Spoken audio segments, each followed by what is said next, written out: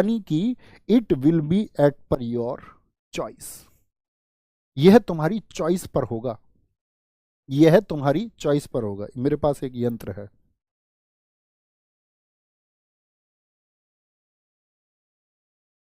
तो भैया अगर ऐसे हो जाता तो भारत के बहुत सारे टुकड़े नहीं हो जाते। जैसे भारत में 500 से ज्यादा, सब बोल देते मैं भी अलग हो जाऊंगी, साथ में ये बोले कि भी तुम अपना संविधान भी बना सकते हो अलग से, चाहे तो तुम भारत के संघ में शामिल हो जाओ, और तुम चाहो तो अपना संविधान अलग से बना लो। अब जैसे यूपी में अलग संविधान हो जाए, एमपी में अलग हो जाए, और उस समय तो 500 रियासतें थी, तो भारत के टुकड़े नहीं हो जाते क्या?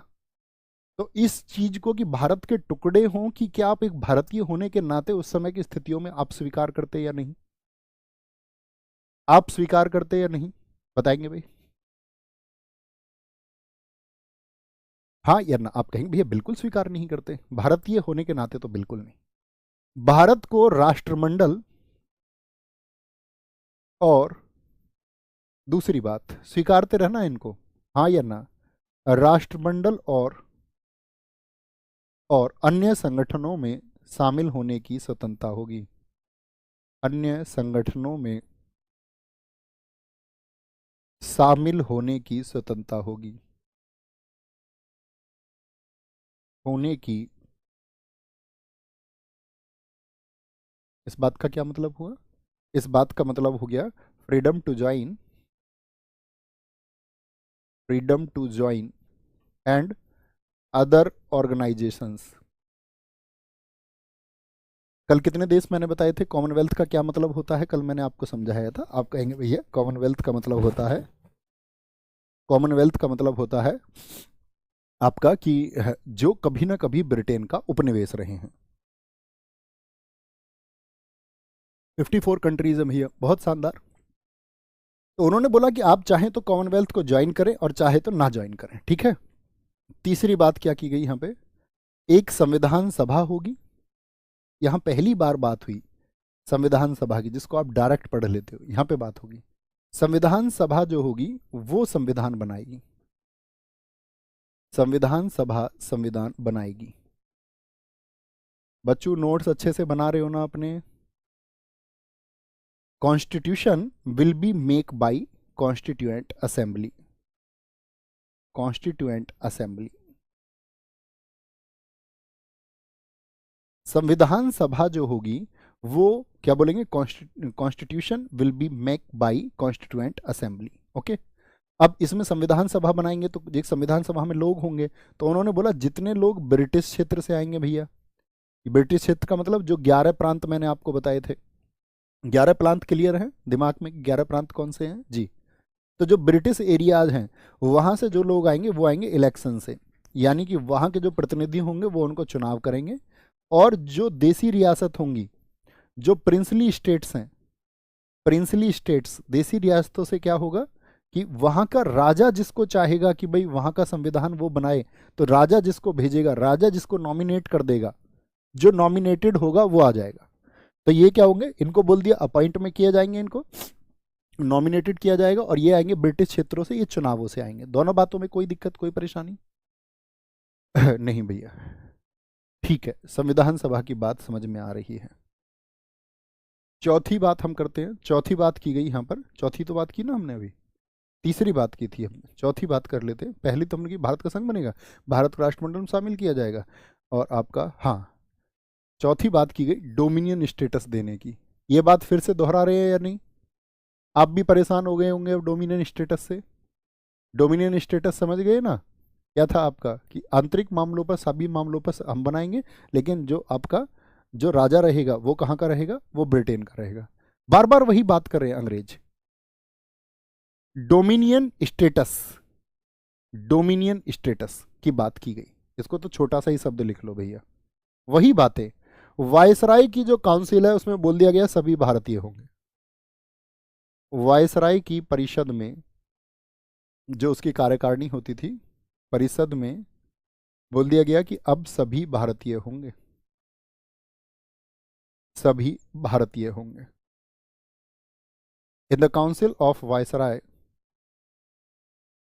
इन द काउंसिल ऑफ वायसराय, पहले तो देखा इन्होंने थोड़ा थोड़ा, थोड़ा थोड़ा एक एक दो दो करके एंटर किया। अब ऐसी कंडीशन इनके सामने आ गई है, in the council of viceroy there will be all Indians, सभी भारतीय होंगे, सभी भारतीय होंगे।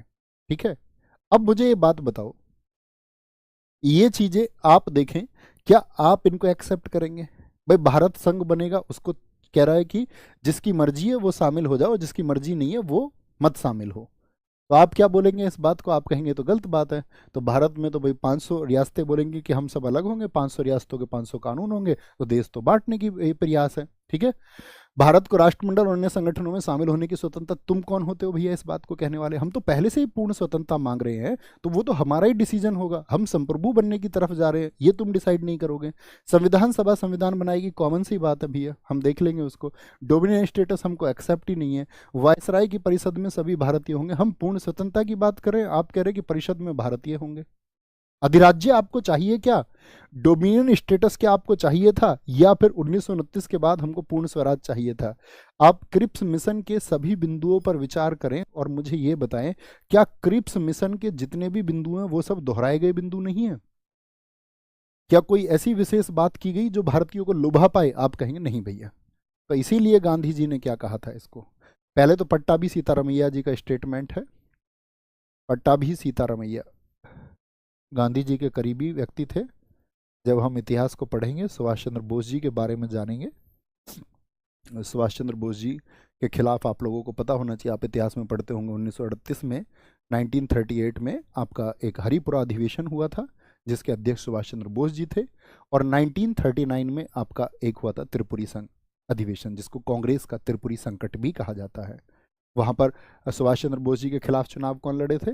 पट्टाभी सीतारमैया। लेकिन वहाँ पर सुभाष चंद्र बोस जी के खिलाफ में जो पट्टाभी सीतारमैया जी थे, उनको समर्थन प्राप्त था गांधी जी का, यानी गांधी जी के पसंदीदा उम्मीदवार थे पट्टाभी सीतारमैया।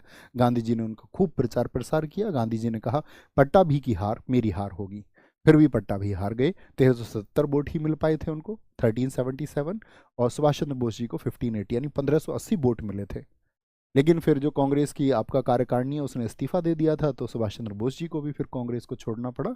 उसके बाद आप जानते हैं कि उन्होंने फॉरवर्ड ब्लॉक बनाया 1939 में, और फिर उनके ऊपर जब निगरानी की गई तो उन्होंने बहुत सारे वेश बदले, और वो कहाँ पे पहुंच गए थे? जर्मनी, जहाँ पर उन्होंने 1941 में क्या बनाया था आपका, बोलेंगे 1941 में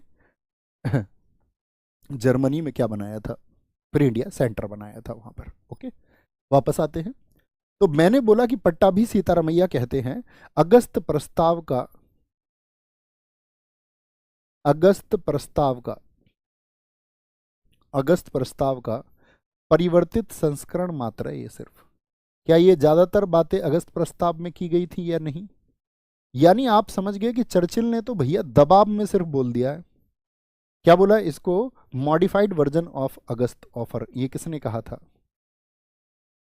क्रिप्स मिशन को modified version of August offer किसने कहा था? आप कहोगे पट्टाभी सीतारमैया ने। गांधी जी का स्टेटमेंट सुनिए इस पर। गांधी जी ने क्या कहा था बताएंगे? आपने भी देखा होगा, परीक्षाओं में बहुत महत्वपूर्ण है। गांधी जी ने कह दिया था टूटते हुए, टूटते हुए बैंक के नाम, टूटते हुए बैंक के नाम, उत्तर दिनांकित चेक। भाई आप चेक के बारे में क्या जानते हैं? पहली बात तो आपको चेक पता होना चाहिए। बैंक का चेक होता है, हाँ, तो उस पर एक डेट डली होती है कॉर्नर पे, ठीक है, जिस पे लिखा होता है इसके 3 महीने के अंदर इसको आप भुना सकते हैं, यानी इससे पैसे निकाल सकते हैं। गांधी जी कह रहे हैं आप जिस ब्रिटिश सरकार की बात कर रहे हैं ना कि वो हमको ये सुविधा देगी, वो खुद खत्म होने वाली है। तुम्हारा कोई भविष्य नहीं है, तुम तो अब युद्ध में ही कमजोर हो, और तुम्हारा कोई अभी स्थिति नहीं है, तुम वैसे ही खुद कमजोर हो। तो तुम्हारा तो बैंक है ना, यानी कि जो देश है, बैंक यहाँ पे देश को संबोधित कर रहे थे वो। उन्होंने कहा टूटते हुए बैंक के नाम उत्तर दिनांकित चेक है, और एक ऐसा भरोसा है। क्या कह रहे थे कंडीशंस में? युद्ध के बाद में, हर बात में ये बोलते थे युद्ध के बाद में, हर स्थिति में ये क्या बोलते थे?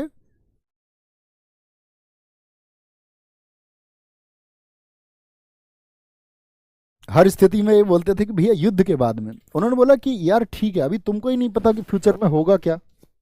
युद्ध में होगा क्या ये तुमको ही नहीं पता है कि युद्ध के बाद तुम ये बोल रहे हो। तो गांधी जी ने इसे टूटते हुए बैंक के नाम उत्तर दिनांकित चेक कहा। यानी किसने क्रिप्स मिशन को पोस्ट डेटेड चेक कहा था? Post dated cheque, post dated cheque upon a crashing bank, ये किसने कहा था? अपॉन ए क्रैशिंग बैंक, ये कहा था गांधी जी ने। और यहां पर नेहरू जी ने कौन से शब्द जोड़ दिए थे? Whose bank is about to bankrupt, whose bank is about to go to bankrupt, जिसका बैंक भी दिवालिया होने वाला है। ये शब्द किसने जोड़ दिए थे बाद में? नेहरू जी ने क्या जोड़ दिया था? Whose bank, whose bank is about to go bankrupt. ये ऐसे बैंक का चेक है जिसका, लिख लेना, जिसका बैंक दिवालिया होने वाला है। बैंक दिवालिया, दिवालिया का मतलब कुछ नहीं बचता जिसके पास में। बोले तुम्हारे पास भी कुछ नहीं बचने वाला, तो तुम बस झूठी बातें कर रहे हो। जिसका बैंक दिवालिया होने वाला है। तो कहने का मतलब है क्रिप्स जो है ये अपने उद्देश्यों में सफल हुआ। आप कहेंगे भैया इनका उद्देश्य ही नहीं था, ये तो चाहते ही थे कि यह सफल हो। चर्चिल क्या चाहता था? ऐसी शर्तें दे के भेज देते हैं जो असफल ही हों, क्योंकि मित्र राष्ट्र भी नहीं बचेंगे, क्योंकि वो तो एक दबाव में आया। ठीक है, तो 11 अप्रैल 1942 को नोट करना, पूछा जाता है क्रिप्स मिशन वापस कब गया था? 11 अप्रैल 1942 को क्रिप्स मिशन वापस चला गया। अब भारतीय समझ गए कि ब्रिटिश सरकार हमको मूर्ख समझ रही है। क्रिप्स मिशन वापस चला गया और गांधी जी को भी ये समझ में आ गया। क्रिप्स मिशन कब रिटर्न हुआ था भैया? 11 अप्रैल को। गांधी जी को भी समझ में आ गया कि भैया अब छिटपुट छिटपुट घटनाओं से काम नहीं चलेगा, टीनी मूवमेंट से काम नहीं चलेगा, छोटे आंदोलनों से काम नहीं चलेगा, अब एक बड़ा आंदोलन करना होगा। तो बहुत बार पूछा जाता है क्रिप्स मिशन की विफलता की वजह से कौन सा आंदोलन देश में शुरू हुआ? जरा आप लोग भी बताएं, सोचिए 1942 में कौन सा आंदोलन शुरू हुआ था? तो याद रख लेना, क्रिप्स विफल हुआ, होना ही था भैया। क्रिप्स की विफलता के क्या प्रभाव हुए? क्रिप्स की विफलता का प्रभाव क्या हुआ? क्या प्रभाव हुआ था बताएंगे? क्रिप्स की विफलता का प्रभाव ये हुआ, यानी कि impact of Cripps failure, impact of crisis failure. क्या इम्पैक्ट पड़ता है? आप लोगों को याद रख लेना कि 14 जुलाई को, इसको 14 जुलाई 1942 को, 14 जुलाई, बहुत महत्वपूर्ण मार्क करना भैया इसको, 14 जुलाई 1942 को, 1942 को, जो आपका कांग्रेस की कार्य समिति थी, कांग्रेस की जो वर्किंग कमेटी है, कांग्रेस कार्य समिति ने वर्धा, वर्धा जो कि आपका साथी कहाँ पे है? महाराष्ट्र में है। वर्धा, वर्धा में क्या किया था? वर्धा में अंग्रेजों भारत छोड़ो प्रस्ताव को, कि भैया हमको इनको भगाना होगा, अंग्रेजों भारत छोड़ो, ब्रिटिशर्स